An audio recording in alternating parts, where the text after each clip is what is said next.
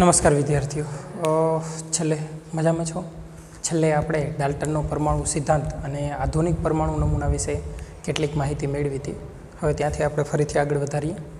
સૌથી પહેલાં તમને ડાલ્ટનનો જે પરમાણુ સિદ્ધાંત છે, બરાબર, તમને ખ્યાલ છે પરમાણુ છે એ કેવા હોય છે? અવિભાજ્ય હોય છે. અને જે ડાલ્ટનનો પરમાણુ સિદ્ધાંત છે એ સૌથી પહેલાં તમને ફરીથી એક વખત પુનરાવર્તન કરી લઈએ આપણે ડાલ્ટનના પરમાણુ સિદ્ધાંતનું. ત્યાર પછી ત્યાંથી આપણે આગળ વધારીએ, બરાબર. ડાલ્ટન નામના વૈજ્ઞાનિકે 1808ની અંદર લગભગ 19મી સદીની શરૂઆતમાં પરમાણુ અંગેનો જે સિદ્ધાંત આપ્યો એને ડાલ્ટનનો પરમાણુ સિદ્ધાંત કહે છે.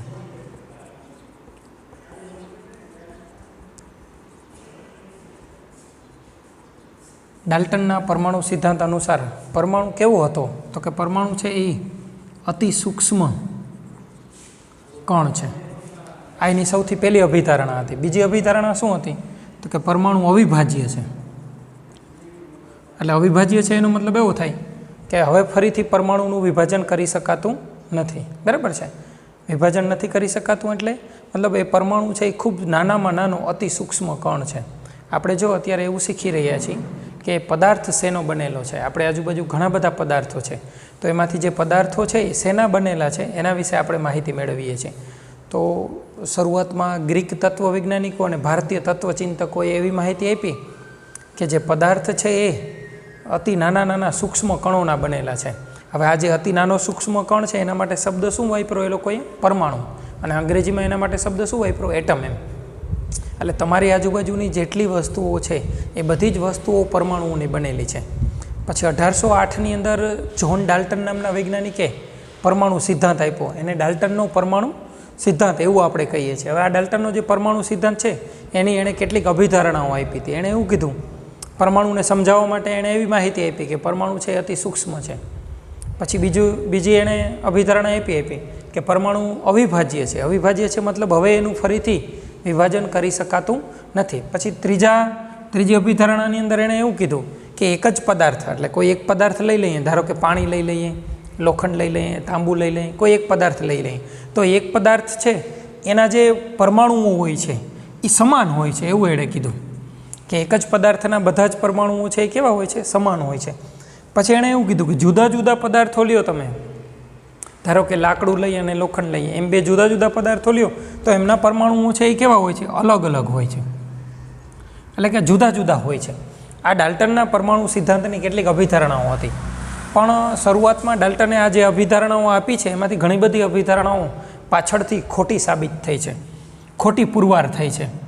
એમાંની એક અભિધારણા કે પરમાણુ છે એ અવિભાજ્ય હોય છે એ ખોટી સાબિત થઈ. શા માટે ખોટી સાબિત થઈ? તો તમને ખબર છે કે પરમાણુ છે એ અવિભાજ્ય નથી.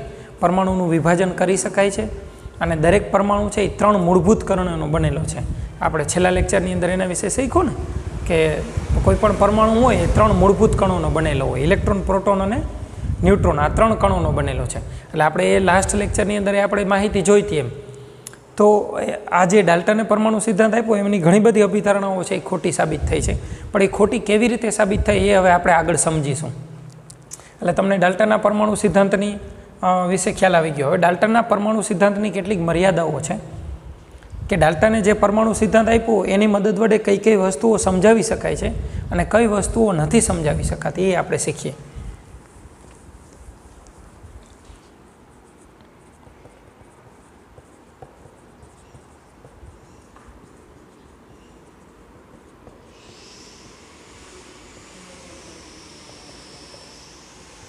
બરાબર. ડાલ્ટનના પરમાણુ સિદ્ધાંતની મર્યાદાઓ, બરાબર. તો મર્યાદાઓની અંદર મર્યાદાઓ એટલે કે આમ તો ઉપયોગિતા પણ છે અને મર્યાદા પણ બને છે. હવે ડાલ્ટનના પરમાણુ સિદ્ધાંત વડે 3 નિયમોને સમજાવી શકાય છે. કયા 3 નિયમો? તો કે એમાં સૌથી પહેલો નિયમ દળ સંચયનો નિયમ, બીજો નિશ્ચિત જથ્થાનો નિયમ અને ત્રીજો ગુણક પ્રમાણનો નિયમ.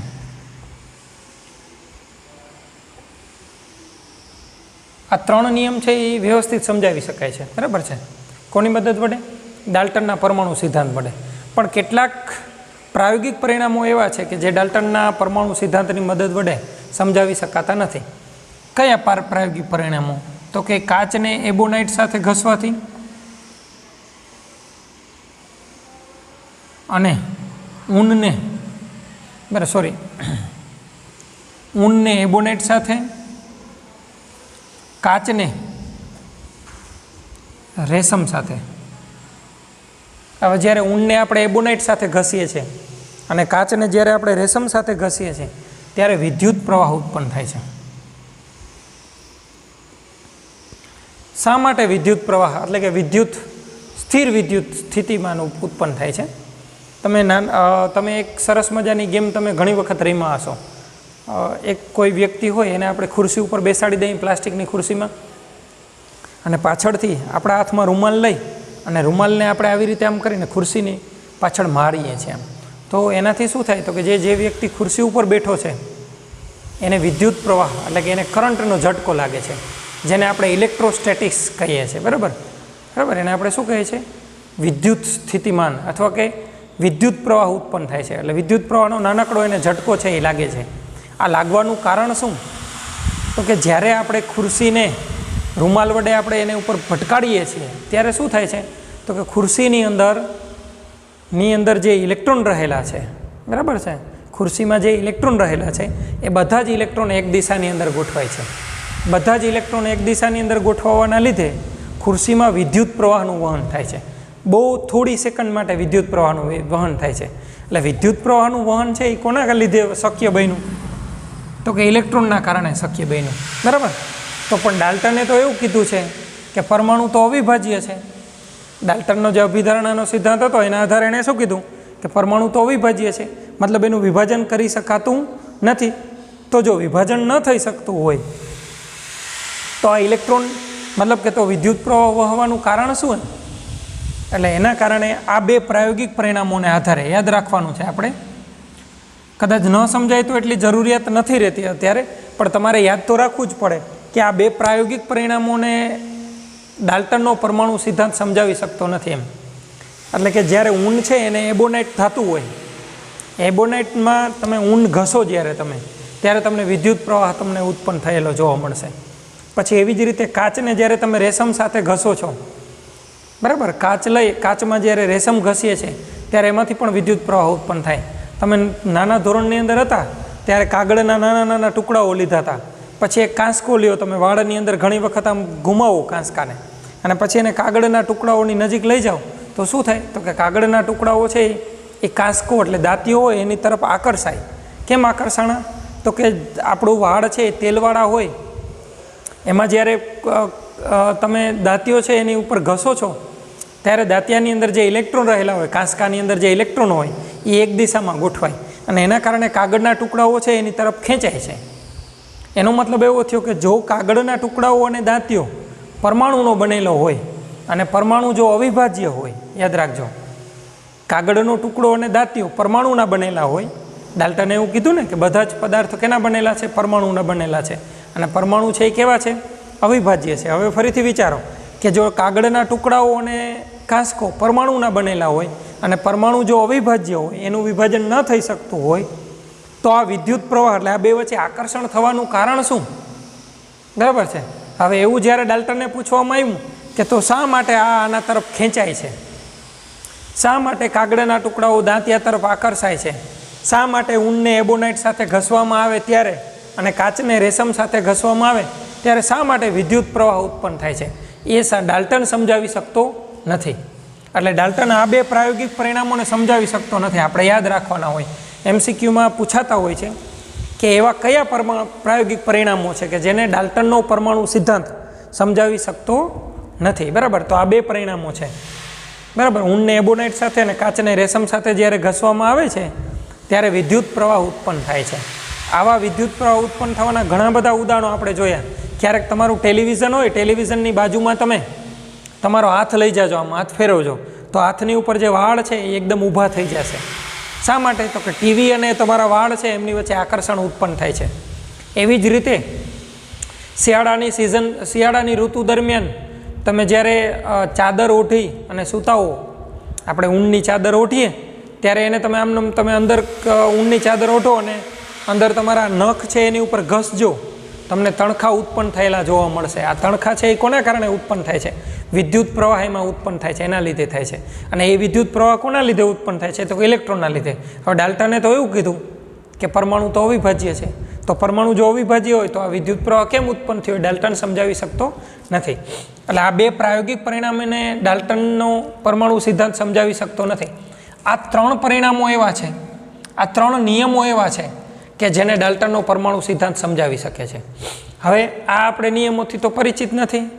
ધોરણ 11ની અંદર ચેપ્ટર નંબર 1 એટલે કે રસાયણ વિજ્ઞાનના પાયાના સિદ્ધાંતો, આપણે અત્યારે કયું પ્રકરણ કરીએ છીએ? ચેપ્ટર નંબર 2 પરમાણુ બંધારણ.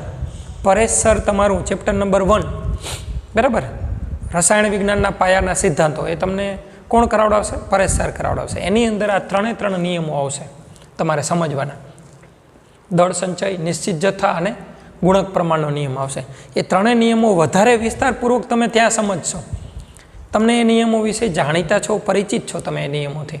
તમે 9મા ધોરણમાં અથવા 10મા ધોરણની અંદર તમે શીખી ગયા હોય હશો, પણ આમ તો 10મા ધોરણનું શિક્ષણ તમે પૂરતા પ્રમાણમાં મેળવ્યું નથી. એટલે કદાચ તમે આ 3 નિયમોથી પરિચિત ના હો તો ચેપ્ટર નંબર 1ની અંદર આ 3 નિયમો વધુ વિસ્તારપૂર્વક તમે સમજશો. બરાબર, આપણે અહીંયા પણ થોડી ઘણી આછેરી ઝલક મેળવી લઈએ. બરાબર, એ 3 નિયમોની આ તમને 2 ખબર પડી ગઈ કે આ 2 એવા પરિણામો છે કે જે ડાલ્ટનનો પરમાણુ સિદ્ધાંત સમજાવી શકતો નથી. એટલે એને આપણે એની શું કહેશું? એ આપણે એની મર્યાદાઓ કહેશું. હવે આ 3 નિયમો એવા છે કે જે ડાલ્ટનનો પરમાણુ સિદ્ધાંત સમજાવી શકે છે. કેવી રીતે સમજીએ જોઈએ? સૌથી પહેલાં દળ સંચયનો નિયમ. તો કોઈ પણ રાસાયણિક પ્રક્રિયાઓ થતી હોય, યાદ રાખજો, કોઈ પણ રાસાયણિક પ્રક્રિયાઓ, તો રાસાયણિક પ્રક્રિયાઓની અંદર 2 વસ્તુઓ હોય. એક પ્રક્રિયક હોય અને બીજું નિપજ હોય. બરાબર, ખબર જ છે ને તમને? કોઈ પણ રાસાયણિક પ્રક્રિયા હોય એમાં જે આપણે ડાબી બાજુ લખીએ છીએ એ પ્રક્રિયક હોય, પછી વચ્ચે તીર દોરીએ અને પછી આપણે નિપજ લખીએ.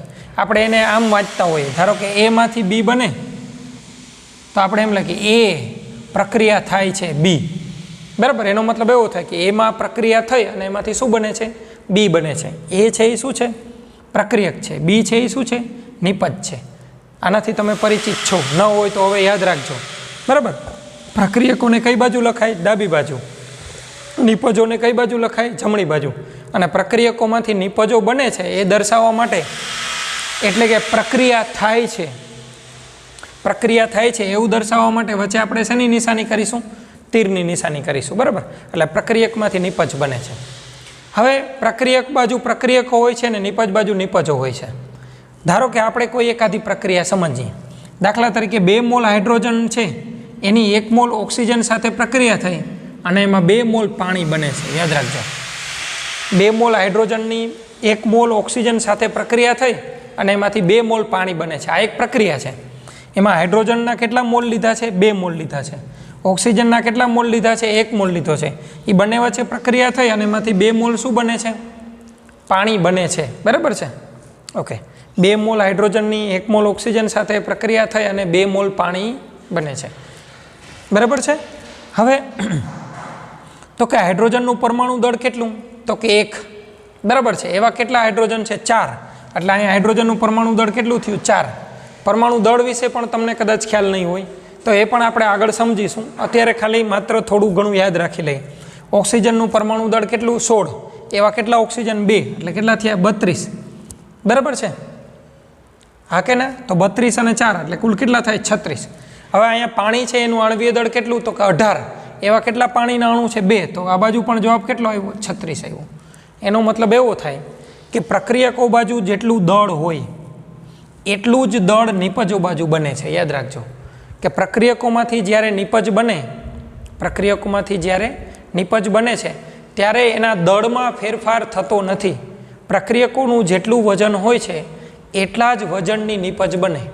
એવું ના હોય કે 1 ગ્રામ પ્રક્રિયક લીધો તો 50 ગ્રામ નિપજ બને. બની શકે 50 ગ્રામ, પણ એનું વજન છે ને, એટલે કે એનું જે આણ્વીય દળ પ્રમાણે જે વજન આવે એ બંનેનું સમાન જ હોય છે. યાદ રાખજો. 2 પ્રક્રિયકો 2 ગ્રામ લીધા હોય તો નિપજ તમને કેટલા ગ્રામ મળે? 4 ગ્રામ જ મળે. 4થી વધારે ન મળે, 4થી ઓછી પણ મળતી નથી. આને દળ સંચય, દળ એટલે વજન, સંચય એટલે સંચય એટલે અહીંયા ને અહીંયા 2 જગ્યાએ સમાન છે એટલે એને દળ સંચયનો નિયમ કહે છે. બરાબર છે, યાદ રહ્યું? એક બીજું નિશ્ચિત જથ્થાનો નિયમ. હવે એ નિશ્ચિત જથ્થાનો નિયમ છે એ પણ દળ સંચય જેવો જ છે, બરાબર છે. એટલે એ ખાલી આપણે અત્યારે યાદ રાખી લઈએ કે નિશ્ચિત જથ્થાનો નિયમ કોને કહેવાય, એ ખાલી આપણે થોડુંક સમજીએ. નિશ્ચિત જથ્થો, નિશ્ચિત જથ્થાનો મતલબ એવો થાય કે ધારો કે આપણે પાણીનો અણુ લઈ લઈએ આમ H2O, તો અહીંયા હાઇડ્રોજન કેટલા છે? 2. તો 2 હાઇડ્રોજન સાથે હંમેશા એક જ ઓક્સિજન જોડાય.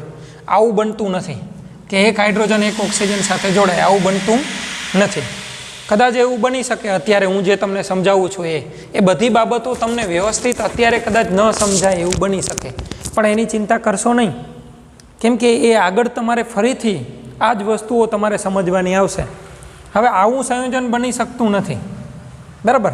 એમ આવું સંયોજન બને છે, સોડિયમ સાથે એક ક્લોરીન જોડાય NaCl, પણ આવું સંયોજન બની શકતું નથી. એની સાથે 2 ક્લોરીન જોડાય એવું શક્ય નથી. સોડિયમ હોય તો સોડિયમ સાથે એક જ ક્લોરીન જોડાયેલો હોય.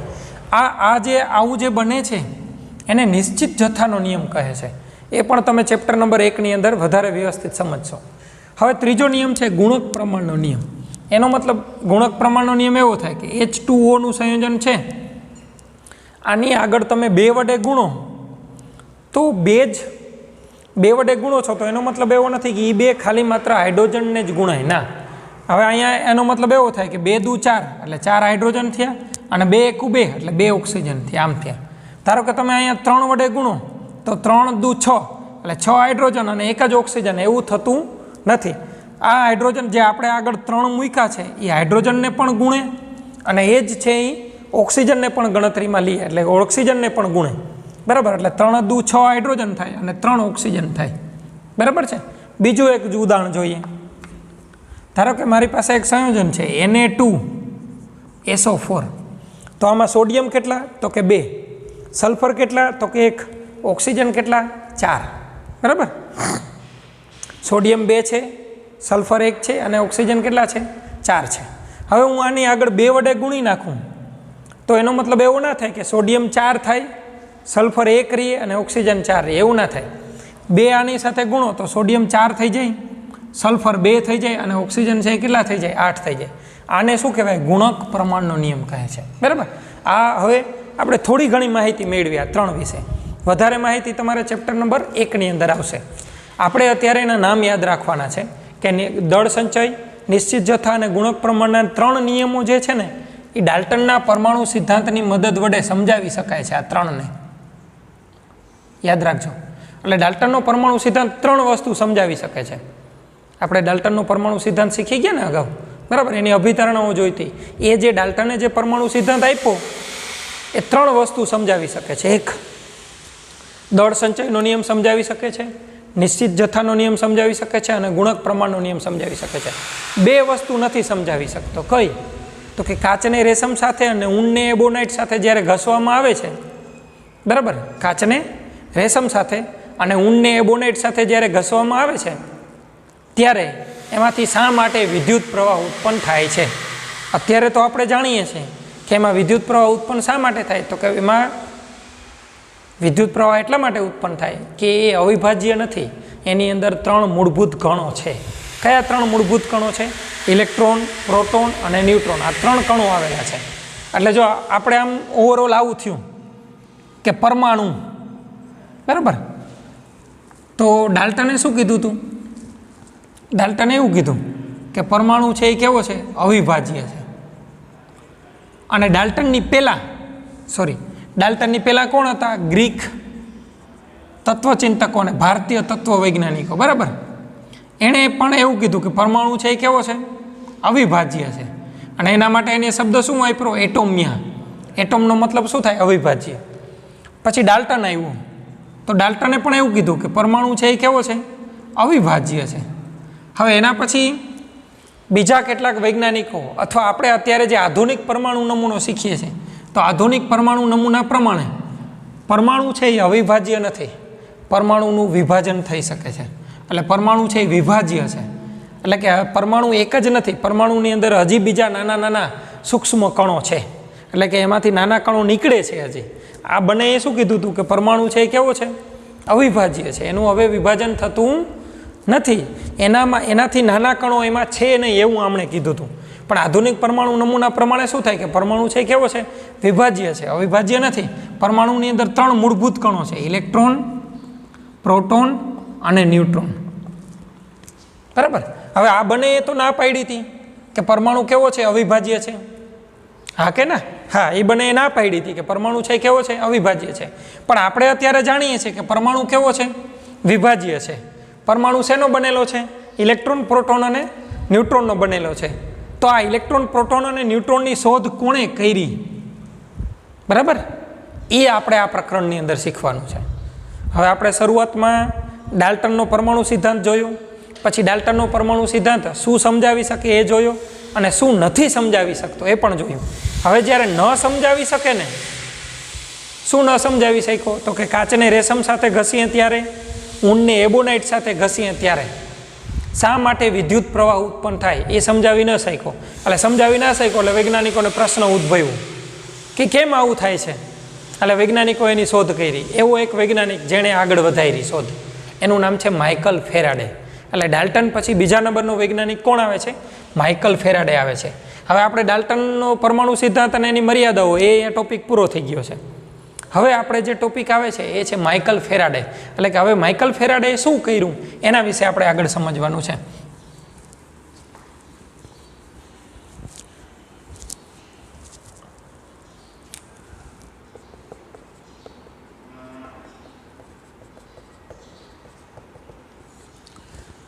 માઇકલ ફેરાડેએ ઇલેક્ટ્રોનની શોધ કરી છે. કોની શોધ કરી છે? ઇલેક્ટ્રોનની. ખરેખર પણ આમ તો તમને ખબર છે કે ઇલેક્ટ્રોનની શોધ ફેરાડેએ નથી કરી. ઇલેક્ટ્રોનની શોધ માટે કયો વૈજ્ઞાનિક જવાબદાર છે ખબર છે કોઈને? અચ્છા, આપણે એવું કરીએ કે તમે ગૂગલની અંદર સર્ચ કરજો કે ઇલેક્ટ્રોન છે એ કોણે શોધ્યો છે. બરાબર છે, એનું નામ તમને આવડે ઇલેક્ટ્રોનની શોધ માટેનું, તો મને મારા વોટ્સઅપ નંબરમાં એનું નામ લખીને મોકલી આપજો કે ઇલેક્ટ્રોનની શોધ કોણે કરી છે. નેક્સ્ટ લેક્ચરની અંદર આપણે ખરેખર ઇલેક્ટ્રોનની શોધ કોણે કરી છે એ આપણે નેક્સ્ટ લેક્ચરની અંદર જોશું. પણ આમ તો માઇકલ ફેરાડે પણ ઇલેક્ટ્રોનની શોધ માટે જાણીતો છે. પણ તમારે ઇલેક્ટ્રોનની શોધ માટે અત્યારે કોનું નામ લેવાય છે, બરાબર છે, એ તમારે મને ગૂગલની અંદર સર્ચ કરી અને તમારે મને કહેવાનું છે. વોટ્સઅપની અંદર મેસેજ કરજો. બરાબર છે. ચાલો, હવે માઇકલ ફેરાડેએ શું કર્યું છે એ આપણે થોડુંક અત્યારે જોઈએ.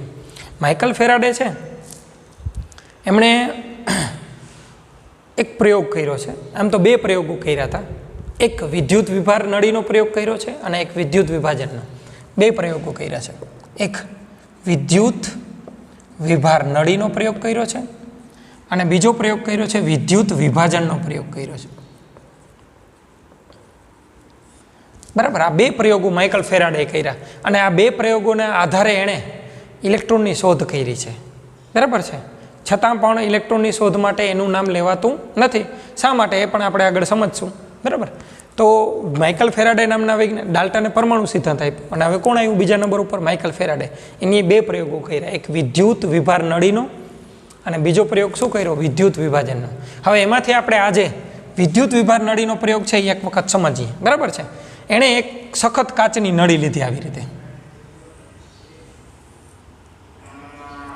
એક કાચની નળી લીધી. આવી રીતે કાચની નળીમાં એને ધાતુના 2 ટુકડાઓ લીધા. આવી રીતે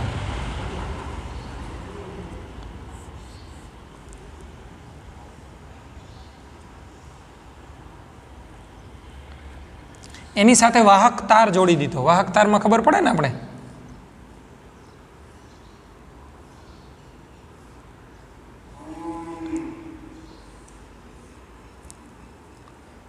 એક કાચની નળી લીધી,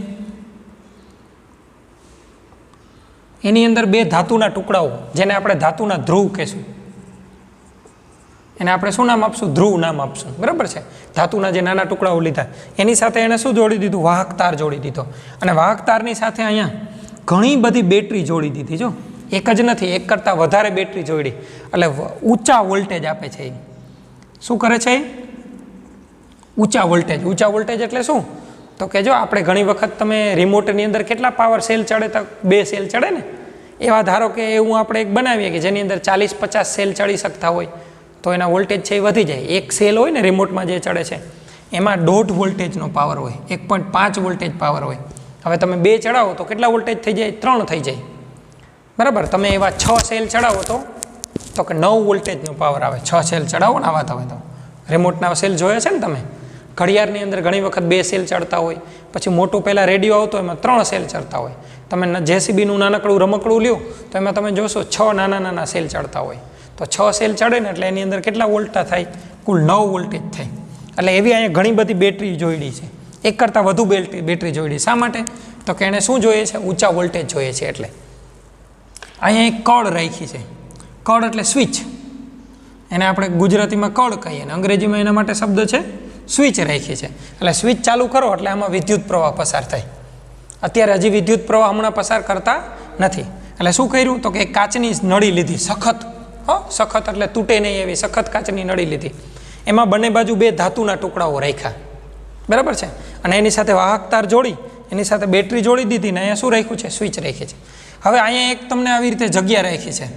એમાંથી એ જગ્યામાંથી અંદર જેટલી હવા હોય ને એ હવાને બધાને દૂર કરી લે છે. શું કરે છે? અંદરથી હવા બધી ખેંચી લે છે. હવા ના હોય એવા વિસ્તારને શું કહેવાય? તો કે શૂન્ય અવકાશ કહેવાય ને. શૂન્ય અવકાશ નામ સાંભળ્યું છે તમે? કે જ્યાં હવા જરાય ન હોય, બિલકુલ ના હોય, એને આપણે શું કહીએ? શૂન્ય અવકાશ કહીએ.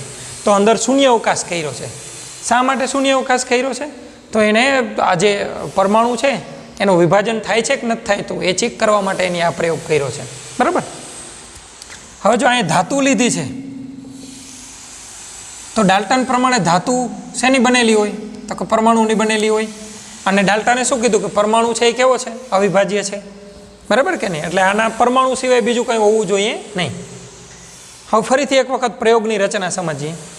કે એક સખત કાચની નળી લીધી છે, એમાં બંને છેડે 2 ધાતુના ધ્રુવો, એટલે ધાતુના ધ્રુવો એટલે ધાતુના ટુકડાઓ નાનકડા, બરાબર. લોખંડ કે તાંબુ કે એલ્યુમિનિયમ કે સોનું કે ગમે તે ધાતુના 2 બાજુ સમાન ટુકડાઓ લીધા. એની સાથે શું જોડી દીધું? વાહક તાર જોડી દીધો. આમાં ક્યાંયથી લીકેજ નથી, યાદ રાખજો. વાહક તાર જોડી અને એક કળ સ્વિચ જોડી દીધી અને એક ઘણી બધી શું કરી દીધી? બેટરીઓ જોડી દીધી. હવે જ્યારે આપણે સ્વિચ ચાલુ કરશું ત્યારે આમાં વિદ્યુત પ્રવાહ પસાર થશે. પછી જે નળી હતી, નળીની અંદરથી બધી જ હવા છે એ શું કરી લીધી? કાઢી લીધી, ખેંચી લીધી તમામ હવા અંદરથી. એટલે અંદર શું કરી દીધું? શૂન્ય અવકાશ કરી દીધો. શૂન્ય અવકાશ કરવા માટે શું કરવાનું? વેક્યુમ ક્લીનર આવે ને, જોયું હશે તમે. ના ખબર હોય વેક્યુમ ક્લીનર કેને કહેવાય તો ગૂગલની અંદર સર્ચ કરજો અથવા યુટ્યુબમાં સર્ચ કરજો વેક્યુમ ક્લીનર, અથવા તમે ગુજરાતીમાં યુટ્યુબમાં સર્ચ કરજો શૂન્ય અવકાશ, બરાબર. શૂન્ય અવકાશ સર્ચ કરશો એટલે તમને એમાં ખબર પડશે શૂન્ય અવકાશ કેવી રીતે કરે. પંપ હોય હવા ખેંચવાનો, એ અંદરથી બધી જ હવા શું કરે છે? ખેંચી લે છે. અંદરથી બધી જ હવા ખેંચી લીધી એટલે અંદર હવા છે નહીં, ખાલી નળી છે, ખાલી. આપણે ખાલી ગ્લાસ પડ્યો હોય તો એમ ના કહેવાય ખાલી છે. કેમ ખાલી? એટલા માટે એમાં પાણી નથી ભરેલું પણ એમાં હવા તો હોય જ. પણ હવે આ નળી છે એ ખરેખર ખાલી છે, એમાં હવા પણ નથી, અંદર બિલકુલ હવા નથી, ખેંચી લીધી છે. ચાલો, ખબર પડી ગઈ તમને? આવી એક નળી તૈયાર કરી અને એને બેટરી સાથે જોડી દીધો. પછી એણે શું કર્યું? કે સ્વિચ ચાલુ કરી. સ્વિચ ચાલુ કરી એટલે વિદ્યુત પ્રવાહ પસાર થયો. શું થયું? વિદ્યુત પ્રવાહ પસાર થયો અંદરથી, 2 બાજુથી અમને પ્રવાહ પસાર થયો. હવે ડાલ્ટને એવું કીધું હતું કે પરમાણુ કેવો હોય? અવિભાજ્ય હોય. એટલે ધાતુ એટલે પરમાણુ, ધાતુ પરમાણુની બનેલી છે તો પરમાણુ કેવો હોય? અવિભાજ્ય હોય. જો અવિભાજ્ય હોય તો અહીંથી કંઈ નીકળવું જોઈએ નહીં, પણ ના, એવું ના થયું. અહીંથી કેટલાક સૂક્ષ્મ કણો નીકળ્યા આવી રીતે, જો આ બાજુની ધાતુમાંથી, અને એ કણો નીકળી અને આ બાજુ ગયા. અહીંયા શું થયું? આ જે ધાતુનો ટુકડો હતો એમાંથી કેટલાક નાના સૂક્ષ્મ કણો નીકળ્યા. પરમાણુથી પણ કદમાં કેવા હતા? નાના હતા. હવે ડાલ્ટને તો એવું કીધું હતું કે પરમાણુ અવિભાજ્ય છે, પણ એવા કણો અહીંથી નીકળી અને અહીંયા ગયા. હવે એવા કણો છે ને કેથોડ ઉપરથી નીકળ્યા. આ જે આ બાજુનો ધન છેડો હોય ને એને આપણે કેથોડ નામ આપશું, અને આ જે ઋણ છેડો છે એને આપણે શું નામ આપશું? એનોડ, એવું નામ આપશું. નામ યાદ રાખજો. આ જે ધન છેડો છે એને આપણે કેથોડ નામ આપશું, અને જે ઋણ છેડો છે એને આપણે શું નામ આપીશું? એનોડ નામ આપીશું. હવે એવા કેટલાક નાના સૂક્ષ્મ કણો કેથોડમાંથી નીકળી અને ક્યાં ગયા? એનોડ તરફ ગયા. નીકળ્યા કણો ક્યાંથી? કેથોડમાંથી. એટલે એવા કણોને એને શું નામ આપ્યું? કેથોડ કણો નામ આપ્યું. કોણે આ પ્રયોગ કર્યો? માઇકલ ફેરાડેએ, બરાબર છે. શું પ્રયોગ કર્યો? તો કે એણે એક આવી સખત કાચની નળી લીધી, એમાં 2 ધાતુના ટુકડા રાખ્યા, એને વાહક તારથી જોડી અને એની સાથે બેટરી જોડી દીધી, વચ્ચે સ્વિચ રાખી. પછી અંદરથી બધી જ હવા કાઢી લીધી, અંદર હવા રહેવા દીધી નહીં, બિલકુલ ન રહેવા દીધી. હવે પછી શું કર્યું? વિદ્યુત પ્રવાહ પસાર કર્યો. હવે અંદર હવા નથી, આની અંદર કંઈ છે નહીં. અને જો આ ધાતુ પરમાણુની બનેલી હોય તો ડાલ્ટને એવું કીધું હતું કે પરમાણુ છે એ કેવો છે? અવિભાજ્ય છે. એટલે આમાંથી કંઈ નીકળવું જોઈએ નહીં. પણ ના, એવું ના થયું. એમાંથી કેટલાક સૂક્ષ્મ કણો નીકળ્યા અને અહીંયા આવ્યા. શું થયું? સૂક્ષ્મ કણો અહીંથી નીકળ્યા અને અહીંયા આવ્યા. ક્યાંથી નીકળ્યા? કેથોડમાંથી. એટલે એવા કણોને નામ શું આપ્યું? માઇકલ ફેરાડે કેથોડ કણો નામ આપ્યું. હવે આ કણો જોઈ તો શકાય નહીં. હો, નરી આંખે એ કણોને જોઈ શકાતા નથી. તો જોઈ શકાતા નથી તો ખબર કેમ પડી? તો કે એના માટે એણે અહીંયા એક પડદો રાખ્યો હતો.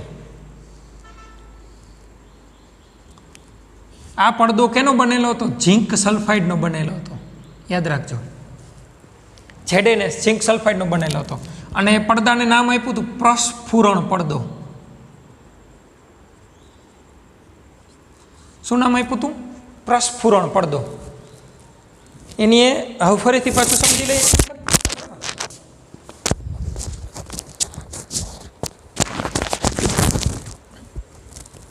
હવે એણે શું કર્યું? એક સખત કાચની નળી લીધી, એની બંને બાજુ ધાતુના ધ્રુવ રાખ્યા, એને વાહકતારથી જોડી દીધી, બેટરી રાખી અને કાંઈ કડ રાખી. પછી એને વિદ્યુત પ્રવાહ પસાર કર્યો તો કેટલાક કણો અહીંથી નીકળીને અહીંયા ગયા. પણ આ કણો એટલા સૂક્ષ્મ હતા કે દેખાય નહીં, ખબર ના પડે કણો નીકળ્યા છે. હવે કણો નીકળ્યા છે એવું ચેક કરવા માટે એની અહીં શું રાખ્યું? પ્રસ્ફુરણ પડદો. નામ એનું શું? પ્રસ્ફુરણ પડદો. શેનો બનેલો છે? ઝીંક સલ્ફાઇડ ZnSનો બનેલો છે. યાદ રાખજો, ઝીંક સલ્ફાઇડનો એવો પ્રસ્ફુરણ પડદો રાખ્યો. હવે આ જ્યારે કણો જ્યારે અહીંથી નીકળી અને અહીંયા જાય ત્યારે પડદા સાથે અથડાય. પડદા સાથે અથડાય એટલે ત્યાં ઝબકારા બને, ઝબકારા પડે અહીંયા. એટલે ખબર પડે કે અહીંથી કંઈક નીકળ્યું છે. અને એ જે કણો અહીંથી નીકળ્યા એને શું નામ આપ્યું? કેથોડ કણો નામ આપ્યું. એનો મતલબ એવો થયો ને કે આમાંથી ધાતુના પરમાણુમાંથી કેથોડ કણો નીકળ્યા તો પરમાણુ છે એ કેવો નથી? અવિભાજ્ય નથી. પરમાણુનું વિભાજન કરી શકાય છે. એવું કોના ઉપરથી સાબિત થયું? કોણે એવું સાબિત કરી બતાવ્યું? માઇકલ ફેરાડેએ. કયો પ્રયોગ કરીને સાબિત કરી બતાવ્યું? વિદ્યુત વિભાર નળીનો.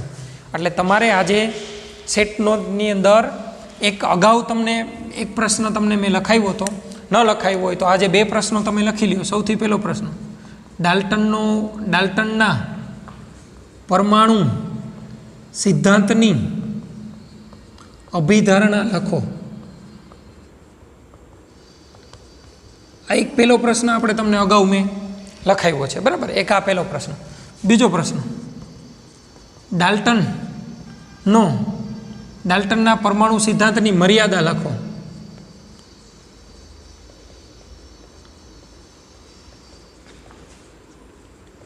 આ બીજો પ્રશ્ન થયો. અને આજે જે ત્રીજો પ્રશ્ન છે એ માઇકલ ફેરાડેનો વિદ્યુત વિભાર નળીનો પ્રયોગ સમજાવો. વિદ્યુત વિભાર નળીનો પ્રયોગ સમજાવો. બરાબર છે? આ 3 પ્રયોગો થયા, 3 પ્રશ્નો થયા તમારા માટે. બરાબર? અત્યાર સુધી આપણે આ પ્રકરણની અંદર 3 વસ્તુ શીખ્યા. ડાલ્ટનનો પરમાણુ સિદ્ધાંતની અભિધારણાઓ શીખી ગયા. પછી ડાલ્ટનના પરમાણુ સિદ્ધાંતની મર્યાદાઓ આજે તમને મેં સમજાવી. બરાબર? કે 3 જ વસ્તુને સમજાવી શકે છે, 2 નિયમો સમજાવી શકતો નથી. અને છેલ્લે શું જોયું? વિદ્યુત વિભાર નળીનો પ્રયોગ અત્યારે આપણે સમજ્યા. વિદ્યુત વિભાર નળીના આધારે માઇકલ ફેરાડેએ શેની શોધ કરી દીધી? કેથોડ કણોની શોધ કરી. કોની શોધ કરી? કેથોડ કણોની. કેથોડ કણો કેવા હોય એના વિશે આપણે આગળના લેક્ચરની અંદર શીખીશું. હવે ફરીથી જ્યારે આપણો પાછો લેક્ચર આવશે ત્યારે એક વખત આપણે આ પ્રયોગ શીખીશું. બરાબર છે? આના વિશે ફરીથી એક વખત સમજીશું અને પછી આપણે એનાથી આગળ વધારીશું. જ્યાં સુધી ન સમજાય ત્યાં સુધી 1-2 વખત તમારે વિડીયો જોવું. આપણે આ પ્રકરણ બહુ સહેલું છે, પણ શરૂઆતના 2-3 ટોપિક છે એ થોડાક અઘરા છે. એટલે કદાચ તમને એવું લાગશે કે શરૂઆતના 2-3 ટોપિક તમને સમજાતા નથી. જેમ કે આ વિદ્યુત વિભાર નળીનો પ્રયોગ કદાચ ન સમજાય, એના પછી પણ હજી 1-2 ટોપિક એવા આવશે કે જે તમને સમજાશે નહીં. પણ એની ચિંતા કરશો નહીં. એ જ્યારે પ્રકરણ પૂરું થશે, તમારા મનની અંદર બધું ક્લિયર થઈ જશે, પ્રકરણ પૂરું થશે ત્યારે આ સરળતાથી તમે સમજી શકશો. બરાબર? ઓકે, અત્યારે આપણે અહીં સુધી રાખીએ. નેક્સ્ટ લેક્ચરની અંદર આ પ્રયોગ આપણે ફરીથી સમજીશું. બરાબર?